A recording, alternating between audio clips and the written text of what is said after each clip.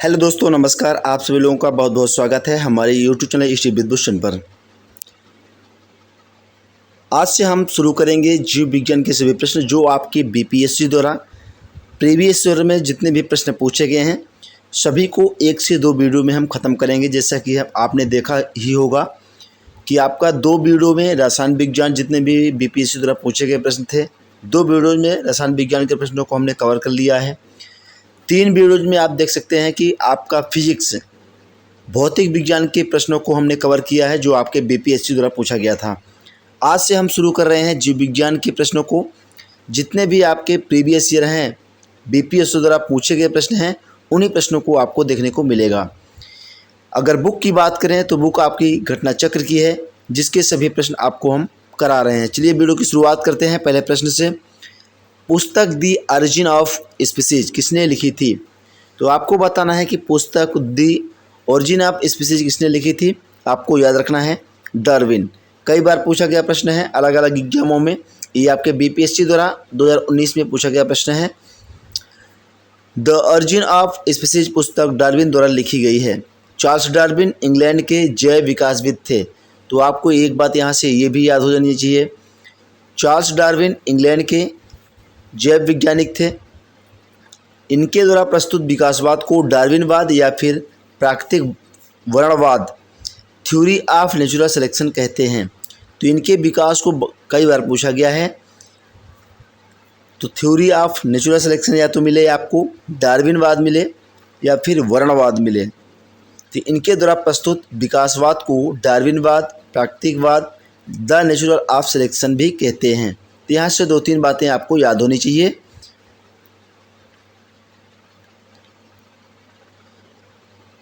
प्रश्न नंबर दूसरा है कि मानव तंत्र में इंसुलिन किसका चयापचय मेटाबॉलिज्म नियंत्रित करता है? तो कार्बोहाइड्रेट्स का। इंसुलिन अग्नाशय से अंतःस्रावी होता है। यह हार्मोन एक प्रोटीन है जो ग्लूकोज समस्थापन के नियम में मुख्य भूमिका निभाता है। इंसुलिन लक्ष्य कोशिकाओं में ग्लूकोज से ग्लाइकोजन बनने की प्रक्रिया को भी प्रेरित करता है। ग्लूकोज कार्बोहाइड्रेट का एक स्वरूप है। तो यहाँ से आपका ऑप्शन नंबर बी करेक्ट जवाब हो जाएगा। जो आपकी बुक में एक्स्ट्रा फैक्ट्स कह सकते हैं दिया गया है, इसको ध्यान देने की बहुत ही आवश्यकता है। 2-3 चीज़ें आपको यहाँ से मिल जाती हैं जो आपके एग्ज़ाम के लिए बहुत ही हेल्पफुल रहेगी। अगर वीडियो आपको पसंद आए तभी आप वीडियो को लाइक करिएगा, चैनल पर नए हैं चैनल को सब्सक्राइब करिएगा, वरना ऐसी किसी भी प्रकार की कोई आवश्यकता आपको नहीं है। निम्नलिखित में से एंटीबायोटिक आपको बताना है कौन सा है। Penicillin, aspirin, paracetamol, sulfadiazine. तो ये सभी आपके एंटीबायोटिक हैं। उपयुक्त विकल्पों में से पेनिसिलिन, सल्फाडाइजिन एंटीबायोटिक हैं। एंटीबायोटिक का उपयोग बैक्टीरिया जनित रोगों के उपचार के लिए किया जाता है। अतः यहाँ से आपका 1 से अधिक राइट आंसर हो जाएगा। आपके एग्जाम में 5 ऑप्शन देखने को मिलेंगे। 1/4 निगेटिव मार्किंग आपको मिलेगी।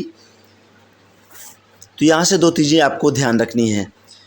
आपका जो 5वां ऑप्शन रहेगा कुछ इसी टाइप का रहेगा जैसा कि बीपीएससी द्वारा प्रीवियस ईयर में प्रश्नों को रखा गया है। अगले प्रश्न की बात करते हैं, प्रश्न नंबर 4 की। निम्नलिखित में से कौन सा मुख्यतः कार्बोहाइड्रेट है ये बताना है आपको। चावल इनमें से मुख्यतः कार्बोहाइड्रेट्स है। गेहूं, जौ, मक्का।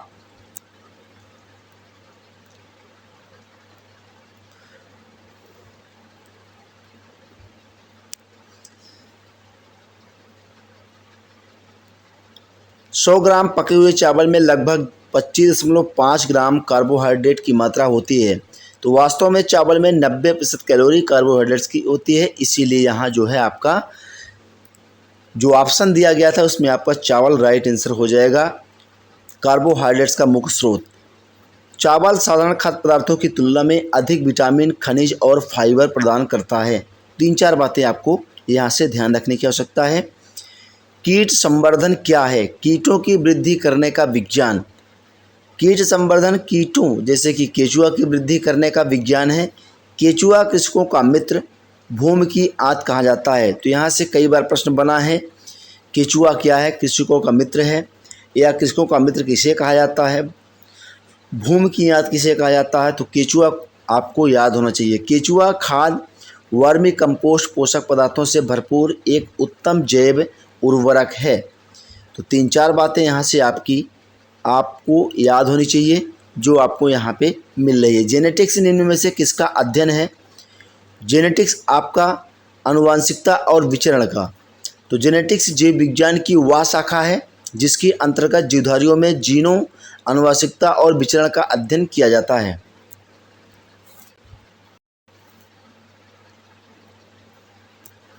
अगला प्रश्न है, गर्भ में भ्रूण से विकास को जानने के लिए निम्नलिखित तरंगों में से किसका उपयोग किया जाता है? गर्भ में भ्रूण के विकास को जानने के लिए निम्नलिखित में से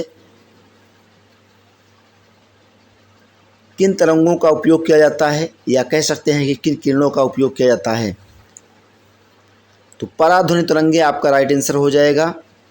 गर्भ में भ्रूण के विकास को जानने के लिए अल्ट्रासाउंड तकनीकी के तहत पराध्वनि तरंगों का उपयोग किया जाता है।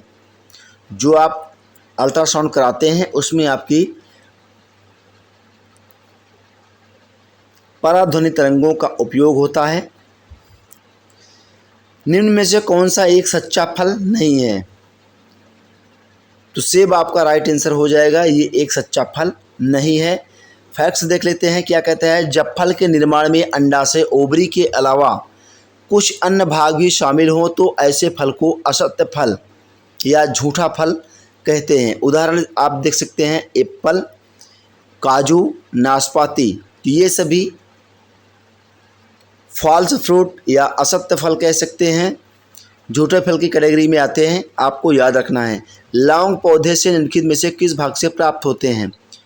तो लौंग आपके पुष्पकली से प्राप्त होते हैं। ऑप्शन नंबर डी आपका सही जवाब हो जाएगा।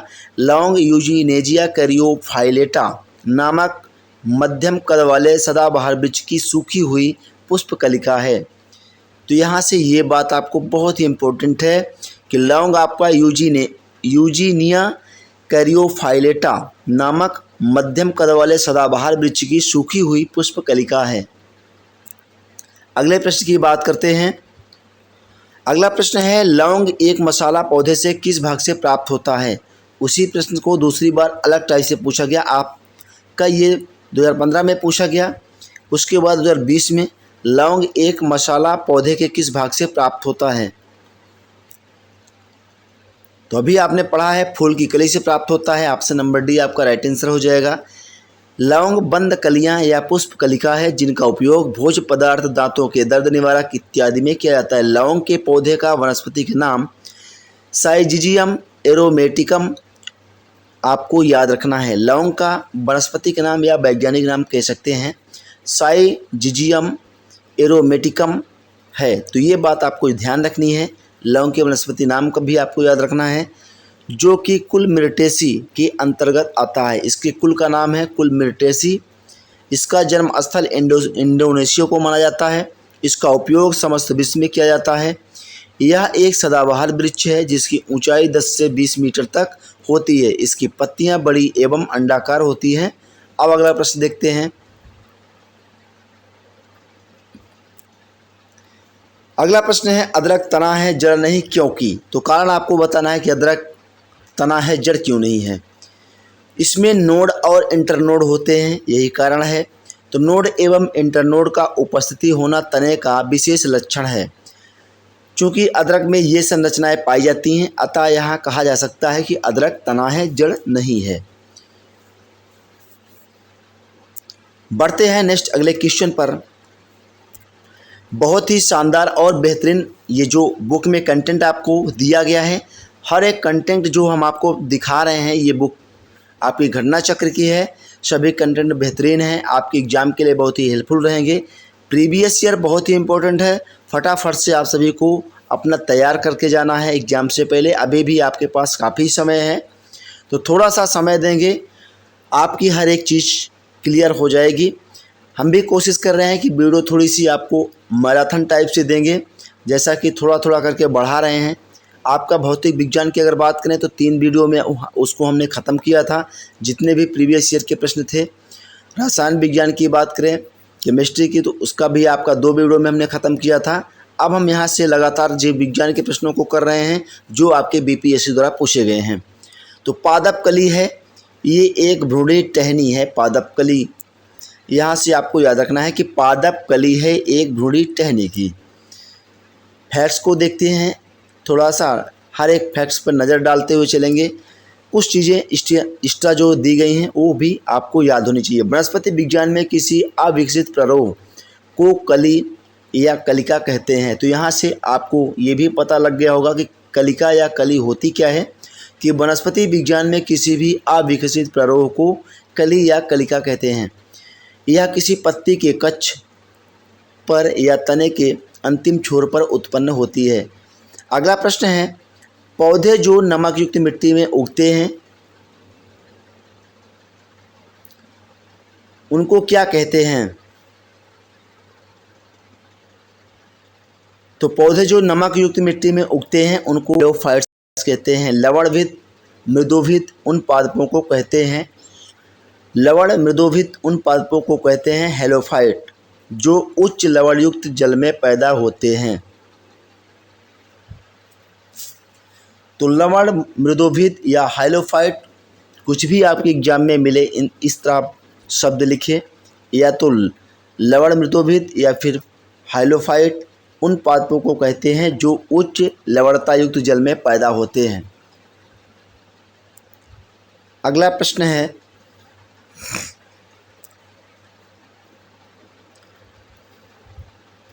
इलेक्ट्रोएन्सेफेलोग्राम EEG, इसका फुल फॉर्म आपको ध्यान रखना है। फुल फॉर्म डायरेक्ट भी आपके एग्जाम में पूछा जा सकता है। इलेक्ट्रोएन्सेफेलोग्राम निम्न में से किसकी निगरानी के लिए उपयोग होता है? तो ये आपके मस्तिष्क की निगरानी के लिए उपयोग होता है इलेक्ट्रोएन्सेफेलोग्राम EEG। EEG मस्तिष्क की विद्युतीय गतिविधि को मापने वाला यंत्र है इलेक्ट्रोएन्सेफेलोग्राम। मांसपेशियों में दर्द के उपचार में उपयोग किए जाने वाला विकिरण आपको बताना है कौन सा है? इंफ्रारेड आपका राइट आंसर हो जाएगा, ऑप्शन नंबर ए। इंफ्रारेड विकिरण या फिर अवरक्त विकिरण कह सकते हैं इसको। अवरक्त विकिरण का उपयोग मांसपेशियों में दर्द के उपचार में किया जाता है। इंफ्रारेड लैंप विद्युत उपकरण है जिनसे इंफ्रारेड विकिरण उत्सर्जित की जाती है। अगला प्रश्न है, जीवों में अत्यधिक विविधता का कारण है उत्परिवर्तन। जीवों में अत्यधिक विविधता का कारण क्या है? उत्परिवर्तन। वैज्ञानिकों का वह समूह जिसने प्रकृतिवाद के सिद्धांत को आधुनिक रूप दिया उसे नव डार्विनवादी कहते हैं। आधुनिक नव डार्विनवादियों के अनुसार जीनों में साधारण परिवर्तनों के उपरांत नए जीव बनते हैं जिससे उनमें विभिन्नताएं बढ़ जाती हैं। इन परिवर्तनों को उत्परिवर्तन कहते हैं। तो यहाँ से उत्परिवर्तन की परिभाषा आपको देखने को मिली है। यह परिवर्तन स्पष्टतः वंशागत होते हैं तथा पीढ़ियों में वर्ण द्वारा नई जातियों की उत्पत्ति होती है। तो थोड़ा सा जो आपको एक्स्ट्रा फैक्ट्स यानी एक्स्ट्रा चीज़ें मिल रही हैं उसको पढ़ने से कॉन्सेप्ट आपका बेहतर होता है। आशा करता हूं कि वीडियो आपको अच्छी लग रही होगी। अगर वीडियो आपको अच्छी लग रही है, चैनल पर नए हैं, चैनल को आप तभी सब्सक्राइब करें और लाइक करें।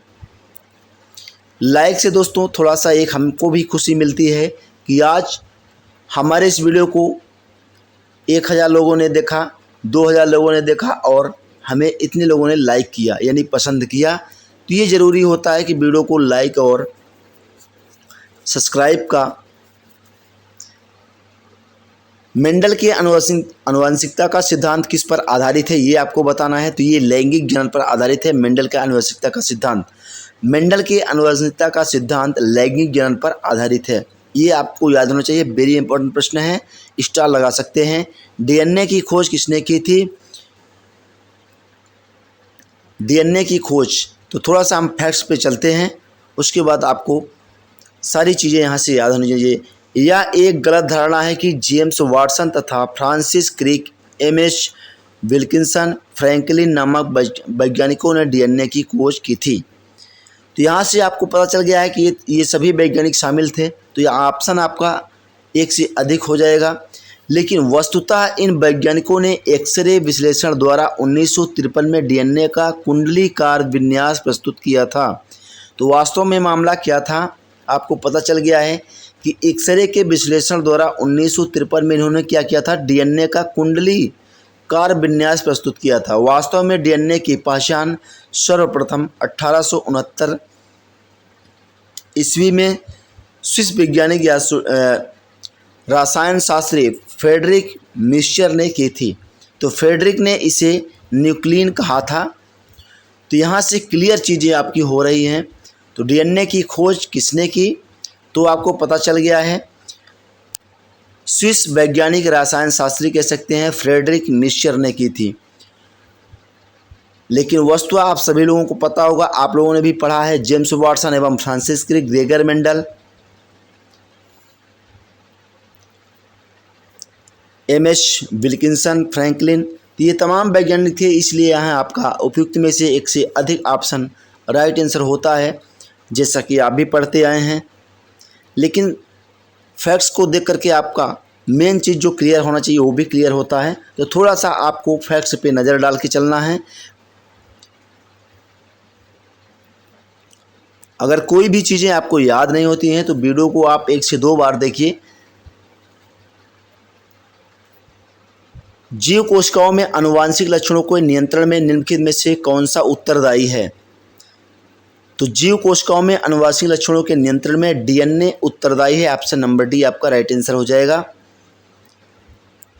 अगला प्रश्न देखते हैं। अगला प्रश्न है, यकृत एवं मांसपेशियों में ऊर्जा जमा होती है। यकृत एवं मांसपेशियों में ऊर्जा जमा होती है, तो ये आपका ग्लाइकोजन के रूप में जमा होती है ऊर्जा। शरीर की कोशिकाओं को कार्य करने के लिए ऊर्जा की आवश्यकता होती है। ये तो बात आप सभी लोगों को पता होगा। यह ऊर्जा शुगर, वसा, प्रोटीन की रासायनिक क्रियाओं से प्राप्त होती है। ये भी बात आपको पता चल गई है। शुगर शरीर में ग्लूकोज में परिवर्तित हो जाती है, जो एक सरल शर्करा है। तो ये भी आपको बात याद रखनी है। यह अवशोषित होकर रक्त से विभिन्न अंगों ऊतकों में पहुंच जाती है। यकृत मांसपेशियों में मुख्यतः ग्लूकोज ऊर्जा ग्लाइकोजन के रूप में जमा होता है। अगला प्रश्न देखते हैं। अगर कोई भी समस्या हो, कुछ भी आपके प्रश्न हो, आप कमेंट बॉक्स में कमेंट करें, उसका पूर्णतः आपको जवाब मिलेगा। मानव शरीर में होता है, तो मानव शरीर में 20 से 30% नहीं बल्कि 70% पानी होता है। ध्यान रखिएगा, बहुत बार पूछा गया प्रश्न है, अलग अलग एग्जामों में ये कई बार पूछा गया है, तो इम्पोर्टेंट है, आप ध्यान रखिएगा। हमारे शरीर का अधिकतम भाग जल से बना है। मानव शरीर में जल की मात्रा का लगभग 2/3 लगभग 17% जल पाया जाता है।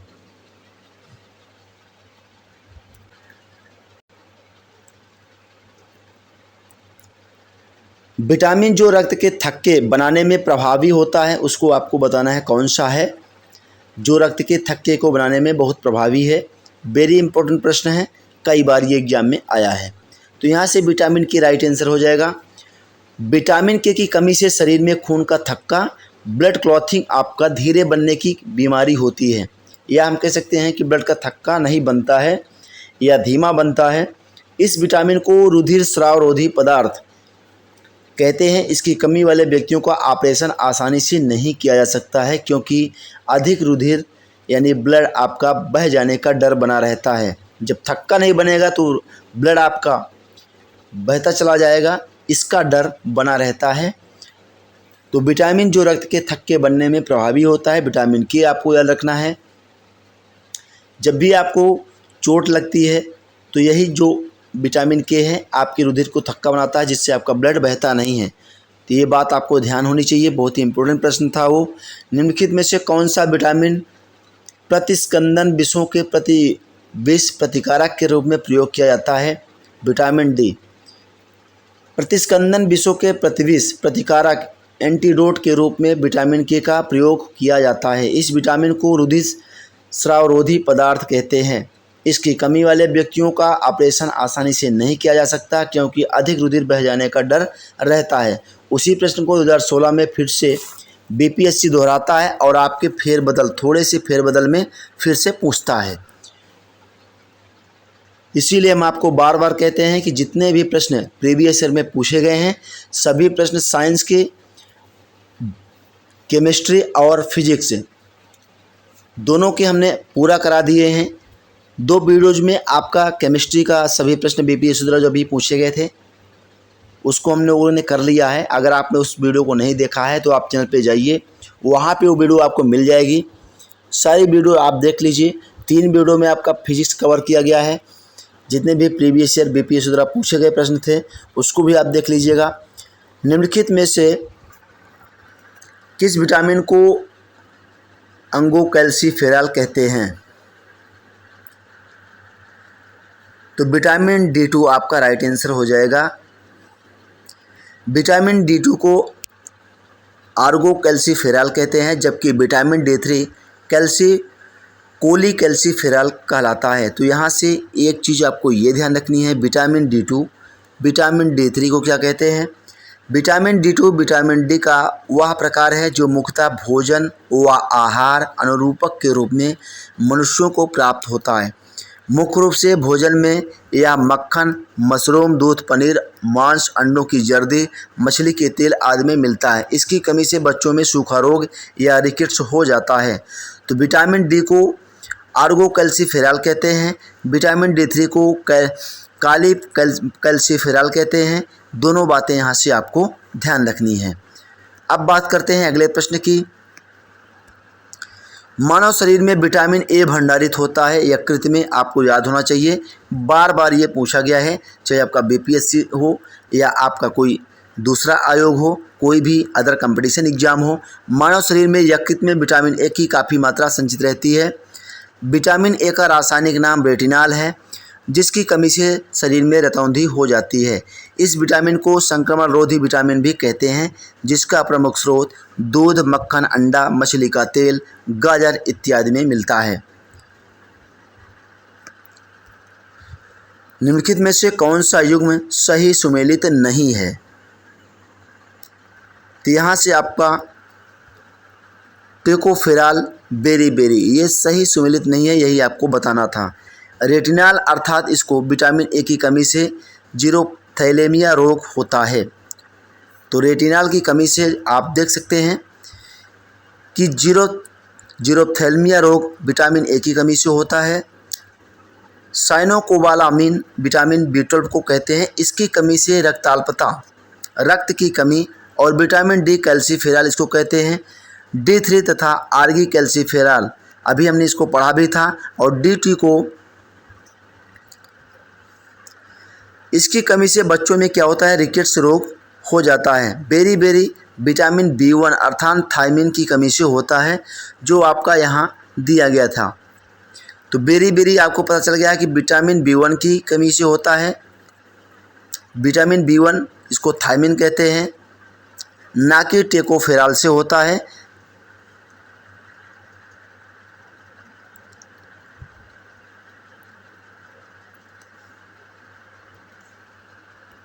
आपका टेकोफेरॉल विटामिन ई की कमी को कहते हैं, यहाँ से आप देख सकते हैं। निम्नलिखित में से किस युग में सही सुमेल आपको बताना है, कौन सा नहीं है?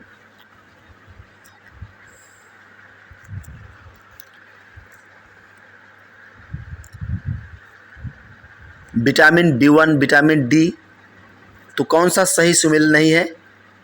डायरेक्ट हम चलते हैं फैक्ट्स पे, वहाँ से सारी चीज़ें आपकी हो जाएंगी क्लियर। तो कोई चीज़ें आपको बाहर नहीं जाने वाली है। सूर्य का प्रकाश एवं कांड यकृत तेल विटामिन डी के समृद्ध स्रोत है। तो यहाँ से एक बात आपको सीधे तौर पे पता चली है, विटामिन डी के समृद्ध स्रोत सूर्य का प्रकाश है, एवं कांड यकृत तेल विटामिन डी का प्रमुख या समृद्ध स्रोत कह सकते हैं। गेहूं अंकुर तेल ये आपका विटामिन ई का प्रमुख स्रोत है, जबकि एल्फाल्फा से विटामिन के प्रचुर मात्रा में मिलता है। यद्यपि संतरा विटामिन सी का प्रमुख स्रोत है, इसमें से विटामिन B1 भी बहुत कम मात्रा में प्राप्त होता है। अतः विकल्प ई यहाँ आपका राइट आंसर हो जाएगा।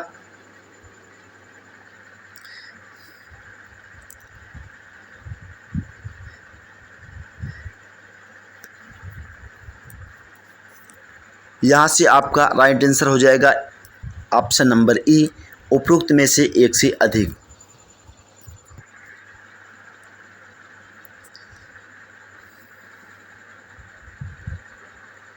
जिस विटामिन में कोबाल्ट होता है वह विटामिन आपको बताना है। विटामिन B12 कई बार हमने पढ़ा है इसको। कोबाल्ट आपका एक खनिज लवण है जो विटामिन B12 साइनोकोबालामिन इसको कहते हैं, रासायनिक नाम इसका याद रखना है आपको। इसका महत्वपूर्ण घटक है। विटामिन B12 वृद्धि के लिए आवश्यक होता है।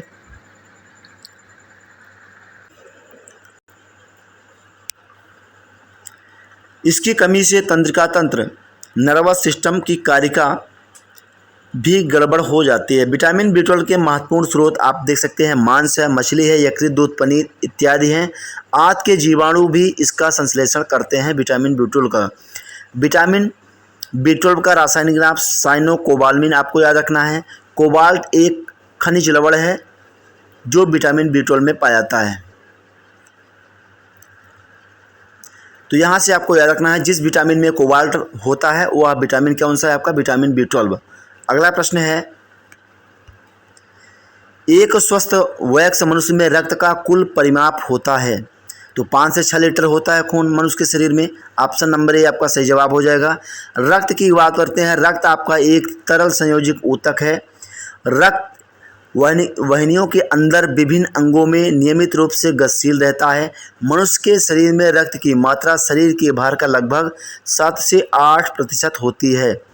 अतः एक 70 किलोग्राम भार वाले वयस्क मनुष्य के शरीर में लगभग 5 से 6 लीटर रक्त होता है जो उसके संपूर्ण शरीर के भार का लगभग 1/13वां भाग होता है। तो यहाँ से एक प्रश्न ये भी बन सकता है कि एक वयस्क मनुष्य के शरीर में उसके संपूर्ण भार का लगभग कितना भाग रक्त होता है। तो उसमें आपका 1/13, 1/12 ऐसे करके देगा, तो आपको कंफ्यूज नहीं होना है। उसके शरीर का लगभग 1/13वां भाग होता है,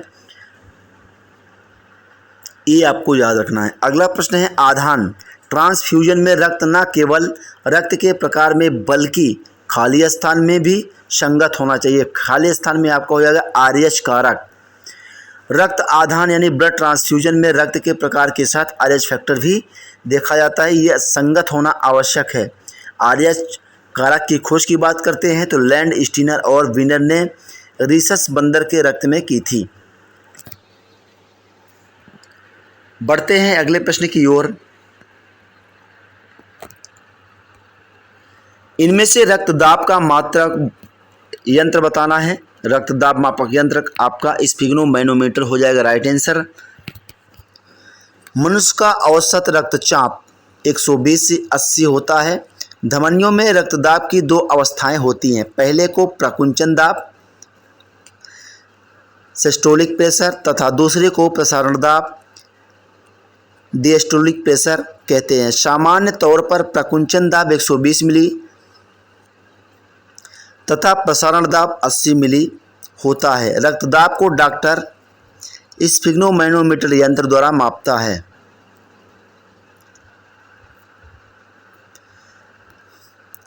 बढ़ते हैं नेक्स्ट अगले क्वेश्चन पर।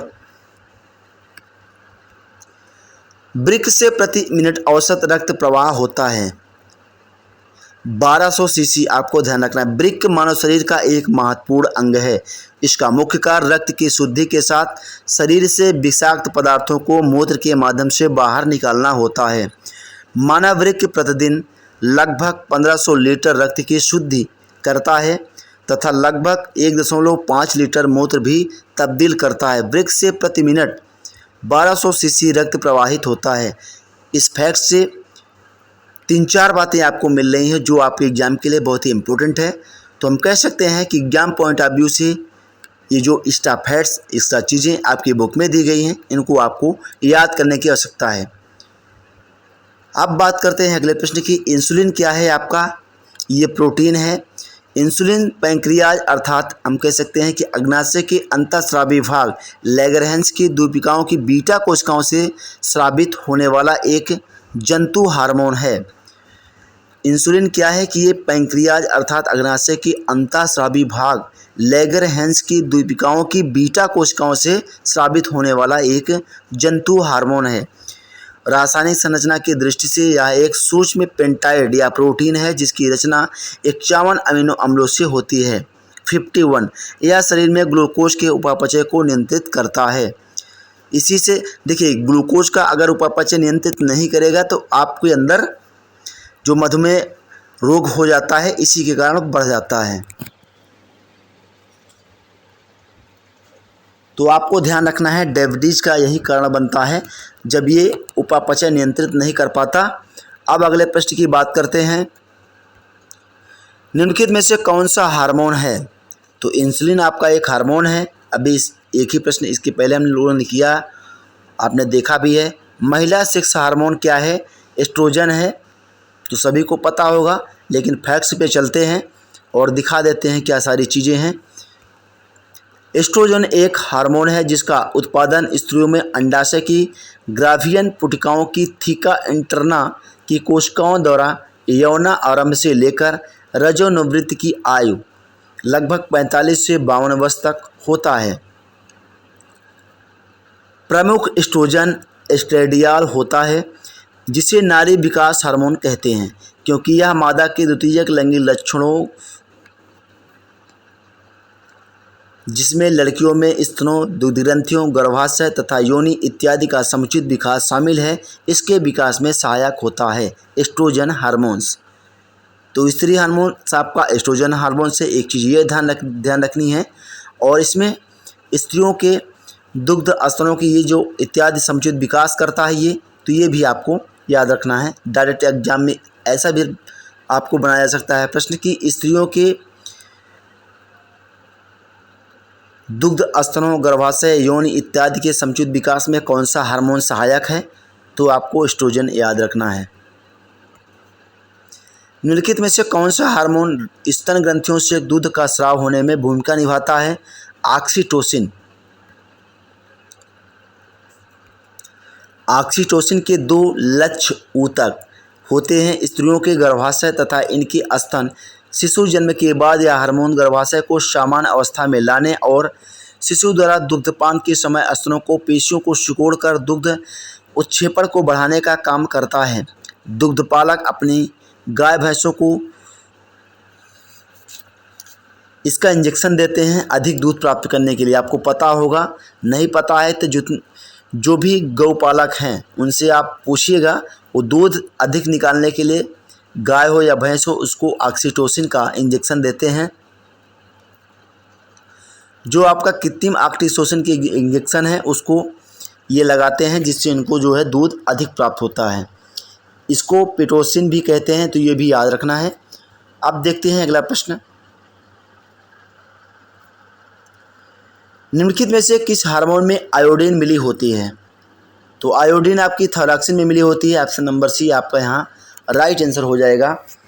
थायरॉक्सिन हार्मोन में आयोडीन मिली होती है। थायरॉक्सिन का स्राव थायराइड ग्रंथि द्वारा होता है। थायराइड ग्रंथि से थायरॉक्सिन हार्मोन स्रावित करने के लिए उत्तेजित करने वाला अंतःस्रावी हार्मोन या फिर थायरोट्रोपिन है, जिसका श्रवण अग्र पिट्यूटरी की थायरोट्रॉफ कोशिकाओं करती हैं। शरीर में आयोडीन की कमी से घेंघा रोग हो जाता है। पीयूष या पिट्यूटरी ग्रंथि स्थित होती है, ये आपकी मस्तिष्क में स्थित होती है पिट्यूटरी ग्रंथि। इसको पीयूष ग्रंथि या पिट्यूटरी ग्रंथि कहते हैं, ये आपकी मस्तिष्क में होती है। पीयूष या पिट्यूटरी ग्रंथि मस्तिष्क में हाइपोथैलेमस के नीचे स्थित एक छोटी अंतःस्रावी ग्रंथि है। प्रकाश संश्लेषण होता है क्लोरोप्लास्ट में होता है, माइटोकॉन्ड्रिया में। माइटोकॉन्ड्रिया को विद्युत गृह कहा जाता है। ऊर्जा का विद्युत गृह जब भी पूछा जाए तो आपको माइटोकॉन्ड्रिया याद रखना है। ये भी एक प्रश्न बहुत ही इंपॉर्टेंट, बार बार एग्जाम में पूछा जाता है। क्लोरोप्लास्ट नामक कोशिकांग में जैव रासायनिक क्रिया प्रकाश संश्लेषण संपन्न होती है। क्लोरोप्लास्ट में हरे रंग का वर्णक क्लोरोफिल, जिसको पर्णहरिम कहा जाता है, ये भी पाया जाता है। अब बात करते हैं अगले प्रश्न की।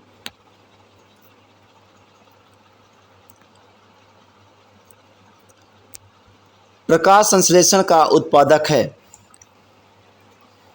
तो प्रकाश संश्लेषण का उप उत्पाद आपको बताना है। प्रकाश संश्लेषण का उप उत्पाद कौन सा है? तो ऑप्शन नंबर बी आपका करेक्ट जवाब हो जाएगा, O2। वह क्रिया जिसमें पौधों के हरे भाग सूर्य से प्रकाश ऊर्जा को ग्रहण कर वायु से ली गई कार्बन डाइऑक्साइड CO2 तथा मृदा से शोषित जल H2O द्वारा कार्बोहाइड्रेट्स का निर्माण करते हैं। एवं ऑक्सीजन O2 को अप्रधान रचना या उप उत्पाद के रूप में बाहर निकालते हैं। तो यहाँ आपसे उप उत्पाद पूछा गया था कौन सा है, तो जिसको वो निकालते हैं ऑक्सीजन आपका राइट आंसर हो जाएगा। उप उत्पाद के रूप में बाहर निकालते हैं। प्रकाश संश्लेषण की संपूर्ण क्रिया को निम्नलिखित अपक्रिया द्वारा प्रदर्शित किया जा सकता है। ये अपक्रिया अगर आपको याद रखनी हो तो याद रख सकते हैं। अगले प्रश्न की बात करते हैं, सौर ऊर्जा ATP में बदलती है। तो क्लोरोप्लास्ट में सौर ऊर्जा ATP में बदलती है। ऑप्शन नंबर बी आपका राइट आंसर हो जाएगा। क्लोरोप्लास्ट एक पादप कोशिकांग है जिसमें पर्णहरित या क्लोरोफिल नामक एक प्रोटीन युक्त जटिल रासायनिक यौगिक पाया जाता है। यह वर्णक पत्तों के हरे रंग का कारण है। कोशिका का शक्ति स्रोत होता है। देखिए वही प्रश्न आपके एग्जाम में पूछा भी गया है जिसको हमने अभी पहले बताया था। ऊर्जा का विद्युत गृह किसे कहा जाता है? कोशिका, देखिए आपका यहाँ माइटोकॉन्ड्रिया को कोशिका का पावर हाउस कहा जाता है। भ्रूण किससे मिलता है, किसमें मिलता है, ये बात आपको बहुत ही इम्पोर्टेंट है। कई बार ये पूछा गया प्रश्न है। जैसा कि आपका माइटोकॉन्ड्रिया वाला है, कोशिका का विद्युत गृह कहते हैं।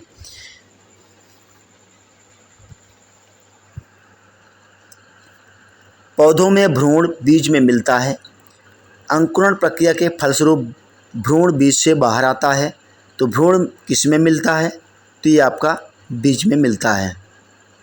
अगला प्रश्न है, निम्नलिखित में से कौन प्रतिजैविक औषधि है? क्लोरोरैम्फेनिकॉल एक प्रतिजैविक एंटीबायोटिक कह सकते हैं, औषधि है जिसका उपयोग बैक्टीरियल इन्फेक्शन के उपचार में किया जाता है। गुआनिडीन एक प्रकार का सल्फोनामाइड प्रतिजैविक है। सल्फागुआनिडीन एक प्रकार का सल्फोनामाइड प्रतिजैविक है जो जीवाणुरोधी एजेंट के रूप में कार्य करता है। तो इस प्रकार हम कह सकते हैं कि एक से अधिक आपका सही जवाब होगा, ऑप्शन नंबर ई। यहाँ से एक से अधिक आंसर है तो आपका राइट आंसर हो जाएगा एक से अधिक वाला, जो आपका ऑप्शन नंबर ई है। आपके एग्जाम में भी 5 ऑप्शन आपको देखने को मिलेंगे जिसमें 5वां ऑप्शन यही रहेगा, इनमें से कोई नहीं या एक से अधिक। टाइफाइड तथा कॉलरा विशिष्ट उदाहरण आपको बताना है, ये किसके हैं टाइफाइड और कॉलरा? तो ये आपके जलजन्य रोगों के उदाहरण हैं।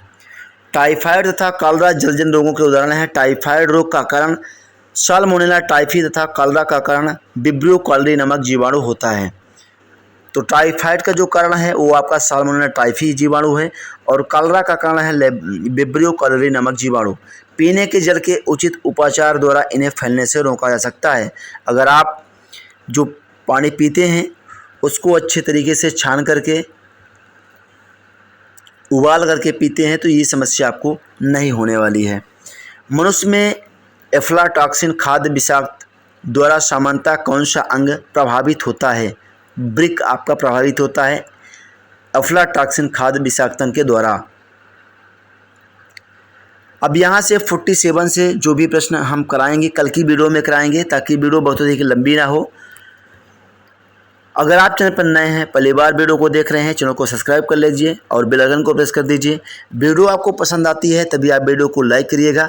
अपने जितने भी सोशल मीडिया ग्रुप हैं, चाहे आपका व्हाट्सएप ग्रुप हो, फेसबुक हो, तभी आप वहां पे शेयर करिएगा। कोई भी प्रश्न हो आप कमेंट बॉक्स में कमेंट करें, उसका पूर्णतः समाधान आपका किया जाएगा। मिलेंगे नेक्स्ट अगले वीडियो में। Thank you for watching.